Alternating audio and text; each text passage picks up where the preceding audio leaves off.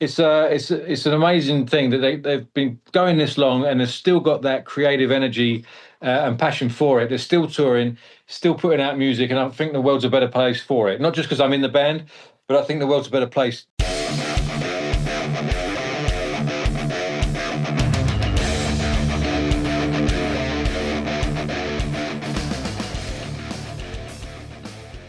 Our guest today is a first-timer to Metal Mayhem ROC, Richie Faulkner, Judas Priest the last 15 years, and Elegant Weapons. The band releases their second album April 24th. Richie, what's the vibe heading into this new release? John, thanks for having me. It's been really positive so far, man. It's second record. Always worrying second record. The first record you've been working on for years. Usually, you've got a load of stuff. Second record, you've got to scramble to get it together, but it's been really positive. We're really proud of it. A lot of changes, a lot of the album's called Evolution, so there's been a lot of changes on this record in a positive way, and we can't wait for people to hear it. What is the difference between the first one, Horns for a Halo, versus Evolution? Well, it's the first record was done during COVID, so we did it completely differently. Everyone was under lockdown. We did it different places around the world. This one, we were able to record the drums and everything together as a unit, which gets a better performance, we believe. We're recording together. You fire off of each other. You're cohesive. You get that kind of core recording from the drums. Then you can build on top of that. We think it makes for a more cohesive recording. We recorded the vocals differently, even though it was Zoom like we're doing now. Ronnie was in the studio where he is. Andy Sneap, the producer, was in his studio in the UK. I was in my studio over here in Nashville, and we were producing the vocals from the ground up. So let's change the vocal technique here. Let's use a different microphone. Let's change the wording, the phrasing. Let's try a harmony here. So we built them from the ground up. So we really got a better performance, I think, out of Ronnie. So, that was an evolution, if you like. And we feel like the songs have come on as a band. We feel like they've evolved. And I think this record shows a different side of the band that the first one didn't. So we've evolved in that sense as well. We think it's an appropriate title for the record. You mentioned something, one word, 3 times, band. So it's safe to say Elegant Weapons is a band and not a Richie Faulkner solo album per se. I was always interested in a band dynamic, like Priest, Metallica, Maiden, Pantera, all my favorite bands. It was never meant to be a solo project or anything. I spearhead the thing. I got the thing together initially. But when I approached the guys to be in the band, it was always about that. It wasn't like I was getting in session guys or anything like that. I wanted them to be in the band and bring their expertise and opinions to the band moving forward. So, yeah, I think that's, like Ozzy Osbourne, he always had great band members, and it made the band, even though it was Ozzy Osbourne, it was like Randy Rhoads and Tommy Aldridge, and you know what I mean? It was about the band, and I think that's a better dynamic rather than a solo project. But I did spearhead it, but that's what I want it to be moving forward, Well, the first one was sort of a little more, Scott Travis on drums. You had Rex Brown. But this second time, you have new guys. Introduce the new members of the band. Right. So, yeah, obviously after COVID and everything got freed up again, obviously Scott was concentrating on Priest. Rex was concentrating on Pantera. So I had to get new guys in. Good friend of mine, Davey Rimmer from Uriah Heep. I've been friends with him for over 25 years. We used to play the bars and the pubs around London for years and years and years. So we've got a relationship that goes back quarter of a century. All those kind of holes in the wall, lifting amplifiers out of pubs and stuff. We go way back, Christopher Williams, a good friend of mine as well, is a local to me. Some of the best, I'm fortunate really, some of the best musicians that I know are best friends of mine, you know what I mean? And then, of course, you've got Ronnie Romero. We took it on tour in 2023 around Europe, and you bond as well as friends. We're friends anyway, but you bond even more. The songs, you play together, you get tighter as a band. And so when you go into the studio with that group of guys, it can only hopefully benefit from that. So it's me, myself, obviously, Ronnie Romero, who needs no introduction, Davey and Christopher. And I think, the band's firing on all cylinders. I'm really proud of it. You mentioned Christopher Williams. Just last week, I was speaking with Jeremy Ashbrock, and Christopher is the drummer on the Space Invaders tour. And this whole Nashville connection, you're like a fraternity. It's what exactly is going on down there? What's in the water there? Because Accept's down there, you're down there, Marty Fredrickson, Karabi. It's a great fraternity. Talk about Nashville. Well, it is. I tried to steer away from them. They're troublemakers, you know. So I tried to. No, it does seem to be the place, and I mean, a lot of people play in different bands, and it's a real cool family down here. You know, Christopher, I would say, I've always said it. I mean, he's a phenomenal player. I'd say he's in, you know, the top 10 drummers in metal and hard rock in the world. I'd say, and he's just so good. You know, he's one of these people that he listens to something once, and then he will remember it. It's just amazing how he does it. But there's definitely something here. Either people have moved here, they're transplants from other places, or they've grown up here. But it definitely seems to be the place to be at the moment. Where do you hear the biggest growth on Evolution compared to the first one? It's a good question. I think Ronnie's always great, but I think he's grown on this record in terms of the band and what he brought to the first and second albums. The rhythm section, obviously, has grown. I think the songwriting has grown. I think there's a ballad on this record which wasn't on the first album. I think it shows a different side to the band. There's keyboards on this album. There's two songs. There's "Come Back to Me," which is the ballad, and then there's not really a ballad, but kind of a mid-tempo, kind of Rainbow, Deep Purple-esque song called Keeper of the Keys, which is also Adam Wakeman on keyboards. And it just brings another side to the band, I think. Just a fantastic performance by Adam, and really takes the band somewhere else. I think melodically, sonically, it's an improvement on the first one. And you want it to be, don't you? Otherwise, there's not much point in doing one. You want it to be an improvement on your former output. But I think it ticks all boxes and it shows the growth of the band. And I think that's important on all levels. You know, you talk Andy Sneap, your bandmates in Priest, but then when he's producing the Elegant Weapons, he has to put his producer hat on. Do those lines ever blur? Like in a sound check, you know, maybe you're doing something and all of a sudden you look at them and you guys think, oh, this is Elegant material or anything like that? Not really. I think he can bring his expertise into the live scenario, you know, and vice versa. From the live scenario, there's not many producers, I think, that have that closer relationship with the band that they play with in the studio, because he plays with us live. He knows what the band sounds like live.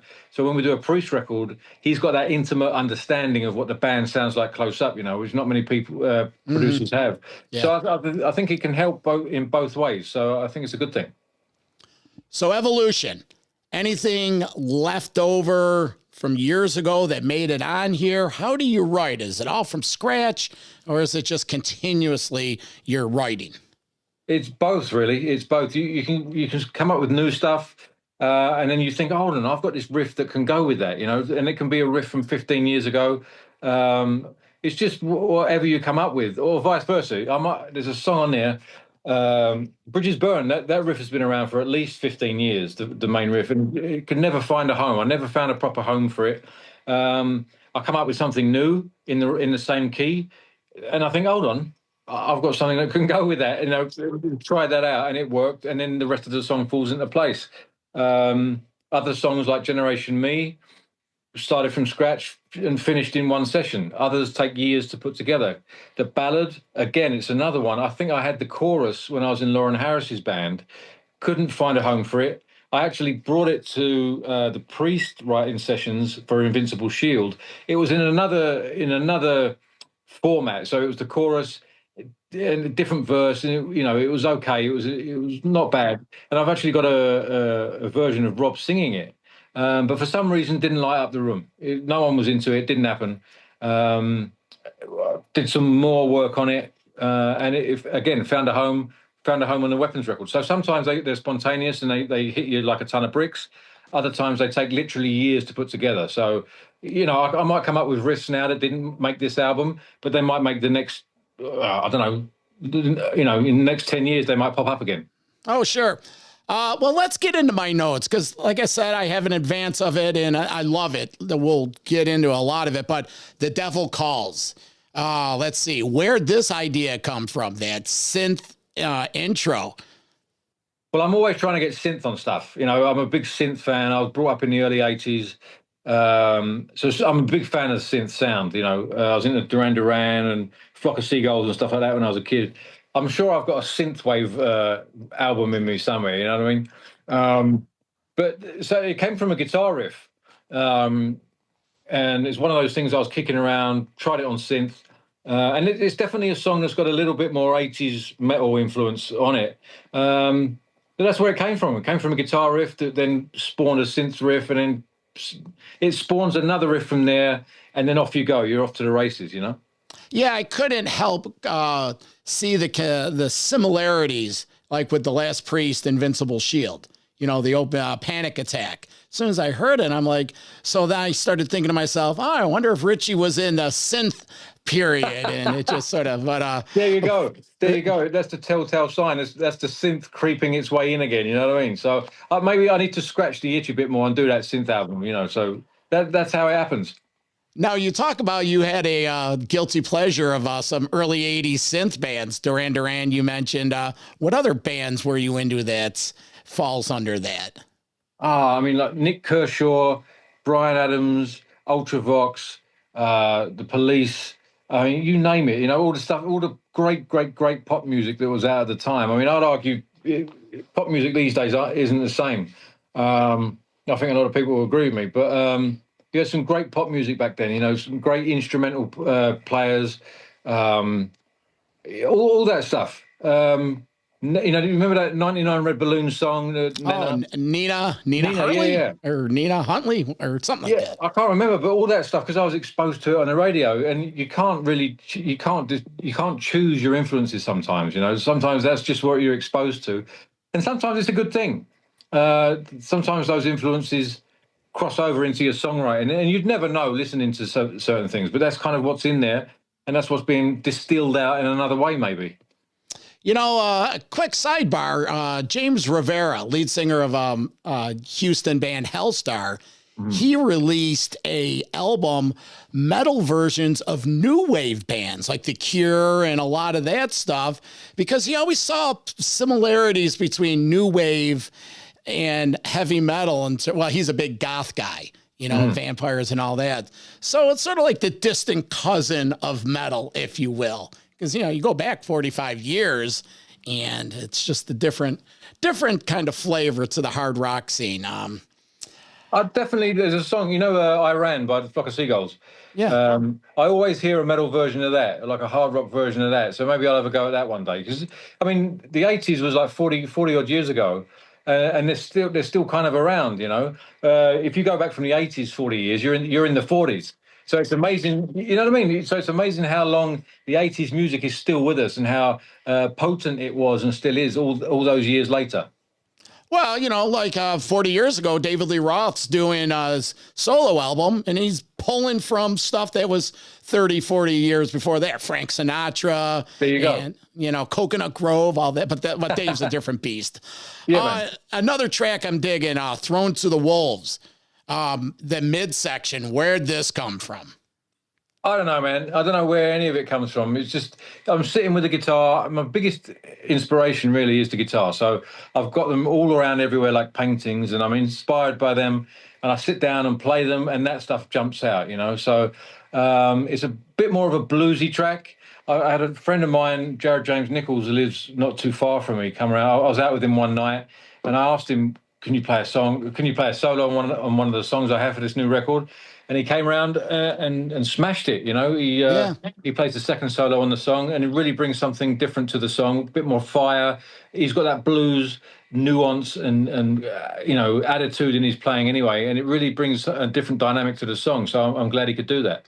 Well, that's what I was talking about. There was definitely a different energy going on the second half, maybe the second solo, and that explains it. Let's see. And then album opener, Evil Eyes. Absolutely killer track. Talk about the solo. I enjoy that one. Well, as I said, like Bridges Burn was an introduction to the record. Let people know that the album's coming out. An introduction to people that might not know who the band is. This is what the band's about. That was Bridges Burn, and it's the same thing with the record. So they put the record on. The first track is Evil Eyes, and it's an introduction to what the record's going to be. This is what the record's about. This is what the band's about. And this is what you've got coming, really. And for any fans that were a fan of the band up until now, it's like a reintroduction. This is hopefully what you like about the band, and this is what it's going to be moving forward. So, an introduction. We thought it was an appropriate introduction to the record. Well, the record definitely has an old feel to it, the sequencing. It's a definitely put it on and you go from track to track. And that's what I enjoyed about it most. Richie, I'm going to be honest with you. I would take it to the gym. I would listen to it. And there was times I would stop and just listen to the song, and you really captured it. So talk about the sequencing. Did you preconceive that's what you wanted it to present itself that way? It's funny, as you mentioned, you listen to stuff like an album. An album's put together like an album. I don't know if things are done that way these days as much anymore, but we still try and do it. And it's one of the most difficult things I find. You get your opener, you get your second song, and you got your finisher. The finisher was Keeper of the Keys. It was an obvious one to me. But then everything else is really difficult. You've got to have that kind of the dynamic that flows through the record and tell a story throughout the record, So it's a really difficult, it's a challenging thing for me to do, but we think we got it right. And the closer, there was Keeper of the Keys. It finishes in such a way that we couldn't really put anything after it. I couldn't find a song that could come after that. It kind of finishes in a climactic way, and it just left me thinking, well, that was the end of the record. You can't argue with that. So that was an obvious one, but everything else. It takes some toing and froing, but we felt like we got it right in the end. Is this going to see the stage? Are you guys touring? It's important, really. We think it's vital, really. We all live to play live. We love to play live to people. And these songs come alive when we play to people. And you know what it's like? You go and see a band live, and it usually starts a relationship for life. If you dig that band, you might not have heard of that band before, and you think, who's this? And you watch their set, and you start a relationship that never ends, So it's a big component of it for us. So we're out with Priest in the summer, so we're looking maybe the fall, maybe towards the end of the year, to get some Weapons dates in the States or Europe or whoever will have us. So we're putting that together. So we'll let you know as soon as we solidify those dates. Absolutely. Well, you talked about Priest. What's going on in the Priest camp? You got the doc coming out. Yesterday was the 50th of Sad Wings. You got the summer tour. Get us up to speed on Priest. Well, yeah, absolutely. As you said, we're going out in the summer. We just spent a month in the studio laying down the foundation for what's going to be the next album. Obviously got no release dates or anything like that, but we've started the next record. And it's funny, I joined Priest 15 years ago on a farewell tour. And here we are 15 years later, putting down the foundations for what's going to be the next record. It's an amazing thing that they've been going this long and they've still got that creative energy and passion for it. They're still touring, still putting out music, and I think the world's a better place for it. Not just because I'm in the band, but I think the world's a better place that Priest's in it and putting out new music as well. So only good stuff, really. Well, Richie, don't minimize yourself. You're there for a third of the time, 15 years. And your chapter is excellent. You're in there. You've been in there for 3 or 4 albums now. So what's the era been like for you personally? It's a great question. It's been a huge education. Apart from being like a dream come true for a rock guitar player, great songs, great people, great fans. Travel around the world, all that stuff. But it's been a great education. And basically, since I've started, you just kind of get your head down and do what's asked of you. I did the tour initially, then we're going to do another album. And I was lucky enough for them to ask me to come in the studio with them. You do a record, you do another tour, let's do another record. We did another record. And you just kind of do what is asked of you, really. And that seemed to have been the historically the schedule since then, and it's been the schedule I think since they started. And historically speaking, you do a record and you get fired up to go on tour. You do a tour and you get fired up to go in the studio. And I think that's how it's continued for the last half a century, you know, and the fans that put them there as well. That can't be ignored. So as long as the fans are there, as long as they've got that creative that energy to do it, I can't see them stopping, which is an amazing thing to say at over 50 years old, you know? Oh, I agree. And for a Priest fan, I got into Priest when I was a teenager. Well, I think I was 11. But I'm going to tell you something, Richie. Metal fans are very territorial of their bands. And when you're put in a tough spot of, you know, taking the spot of KK Downing, if you will. But I'm going to tell you, Richie, people have accepted you as their own. Your spot in Priest is solidified. You're an equal in my eyes and many, many, many metal fans. So great job, sir. You're kudos to you. Congratulations. I appreciate it. Thank you and the fans for it. You know, I think there was some trepidation initially, as there would be after 40 years of someone being in the band, you know, but people came down, they came to the shows, they checked it out. And we're still here 15 years later, you know, I mean, when Ken was in the band, you know, Screaming for Vengeance, Defenders of the Faith, British Steel, I mean, you know, Stained Class, all those albums, I mean, they put metal on the map, you know. So I can only thank you and everyone else and the fans for giving me the chance and for being there, you know, and being so welcoming. Going to wrap this up, but I just do want to touch on your health. How are you doing? And it's a serious situation. How are you?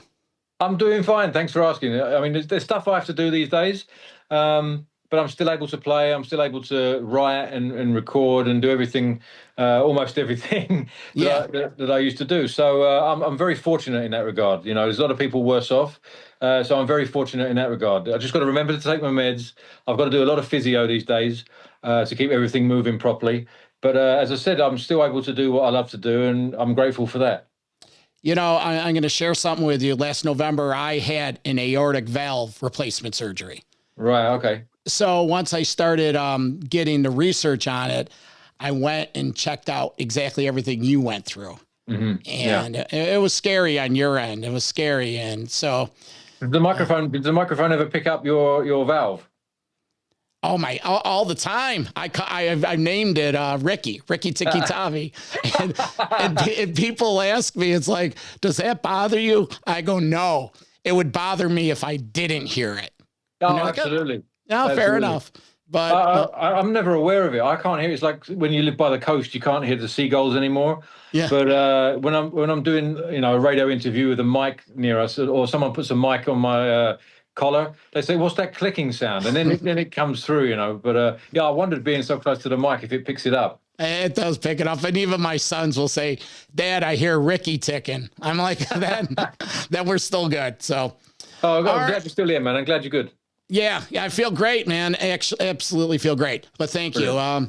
Again, Evolution, Elegant Weapons, April 24th, everywhere. Check out the YouTube. The new video is out. And Richie Faulkner, thank you for spending the afternoon with us, man.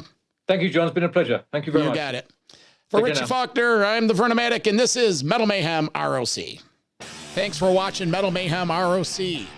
Subscribe and check out another interview right here.